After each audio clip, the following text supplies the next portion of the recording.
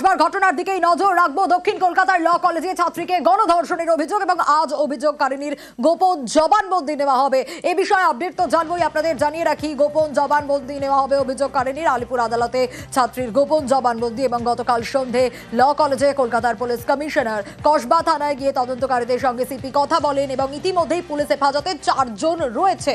ঘটনাস্থল থেকে কি কি পাওয়া গেছে সব আপডেট আপনাদেরকে জানাবো, তার কারণ এই মুহূর্তে পারিপার্শ্বিক তথ্য প্রমাণ সংগ্রহেই জোর দিচ্ছেন তদন্তকারীরা। ডিটেল জানবো, রনক রয়েছে আমার সঙ্গে। রনক আরো ডিটেল এই বিষয়ে জানাতে পারবে, তার কারণ পারিপার্শ্বিক তথ্য প্রমাণ সংগ্রহেই যখন তদন্তকারীরা জোর দিচ্ছেন, রনক তদন্ত কোন দিকে এগোচ্ছে? দেখো, একেবারে সার্কামটেনশিয়াল এভিডেন্স এই বিষয়টি ঘটনার ক্ষেত্রে কিন্তু অত্যন্ত গুরুত্বপূর্ণ।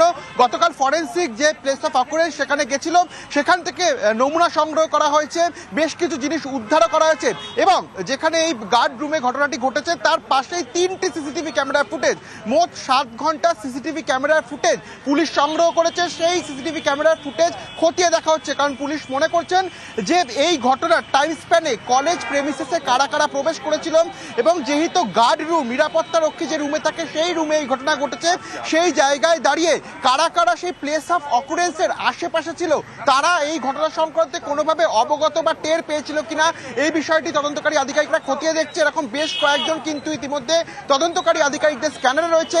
আজ সকালেই সে নিরাপত্তা রক্ষীকে গ্রেফতার করা হয়েছে, তাকে জিজ্ঞাসাবাদ করা হচ্ছে যে তিনি যদি এই ঘটনার কথা জেনে থাকেন তাহলে তিনি কেন প্রথম কলেজ কর্তৃপক্ষ বা পুলিশকে ইনফর্ম করেনি, এই বিষয়গুলো কিন্তু খতিয়ে দেখছে।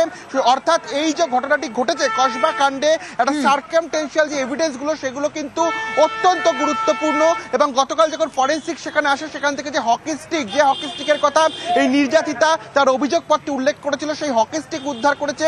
এবং শুধু তাই নয়, বেশ কিছু যে ফরেন্সিকের যে প্রাথমিক যে কার্যকলাপ, ভিডিও রেকর্ডিং থেকে শুরু করে যেভাবে ঘটনাটি ঘটেছিল, তদন্তকারীরা জোর দিচ্ছেন। অবশ্যই আমাদের নজর থাকবে রনক, প্রত্যেকটা আপডেট আমরা তুলে ধরবো এবং এরই পাশাপাশি নজর রাখতেই হচ্ছে এই যে দক্ষিণ কলকাতার কলেজে গণধর্ষণের ঘটনা, অনেক প্রশ্ন উঠছে, অধরা রয়েছে অনেক উত্তর।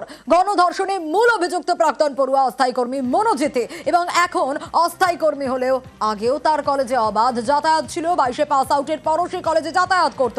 প্রাক্তনী হওয়া সত্ত্বেও নিয়মিত কিভাবে কলেজে আসতো মনোজিৎ? কলেজে মনোজিতের যথেষ্ট প্রভাব ছিল বলে অভিযোগ। রাতেও কলেজ কেন খোলা সে প্রশ্ন উঠছে। তদন্ত চলছে বলেই প্রশ্ন এড়ালেন ভাইস প্রিন্সিপাল। সোমবার দক্ষিণ কলকাতার ল কলেজে বৈঠক রয়েছে, বৈঠকে বসবে কলেজের পরিচালন সমিতি।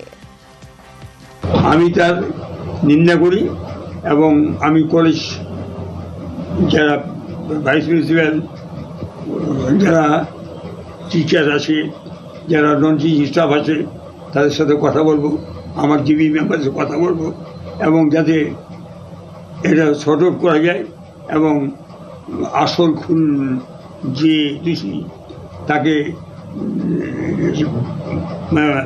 মানে কি কড়া শাস্তি দেওয়া হয়, সেই একটা ব্যবস্থা নিতে হবে। আমি আশা করব যে অন্তপক্ষে সবাই পাশে দাঁড়িয়ে আমার সাহায্য করবে। সিবিআই নয়, পুলিশই তদন্ত করুক। পুলিশকেই আক্রমণ করে দাবি বিজেপি বিধায়ক অগ্নিমিত্রা পলের। অভিযোগ প্রমাণ হলে মনোজিৎকে বার কাউন্সিল থেকে বের করে দেওয়া উচিত, মন্তব্য তৃণমূল নেতা বৈশ্বনাথ চট্টোপাধ্যায়ের। আরজিকর কেসে সিবিআই সফল নয়, এটা আমি আপনার সাথে সহমত, কিন্তু ব্যক্তি অগ্নিমিত্রা বলছি, আমি সিবিআই চাইছি না। কারণ আমি কেন সবসময় সিবিআই চাইবো যেখানে আমার মাইনের টাকাতে পুলিশ রয়েছে? সুতরাং যার যেটা কাজ সে সেই কাজটাই করবে। কোনো সিবিআই আমরা চাই না, তাকেই ইনভেস্টিগেশন করতে হবে। যদি দেখা যায় যে তিনি লয়ার হিসাবে কোনো মিসকন্ডাক্ট করেছেন বা এমন কোনো ক্রিমিনাল অফেন্স করেছেন যেটা লয়ারের মিসকন্ডাক্টের মধ্যে পড়ে, তাহলে সঙ্গে সঙ্গে তার বিরুদ্ধে ব্যবস্থা নেওয়া হবে। আমরা সাসপেন্ড করতে পারি, আমরা তাকে এক্সপেল করতে পারি, টার্মিনেট করতে পারি, এই পাওয়ার বার কাউন্সিল অফ ওয়েস্ট বেঙ্গলের আছে। এই ক্ষেত্রেও কিন্তু আমরা ব্যবস্থা নেব।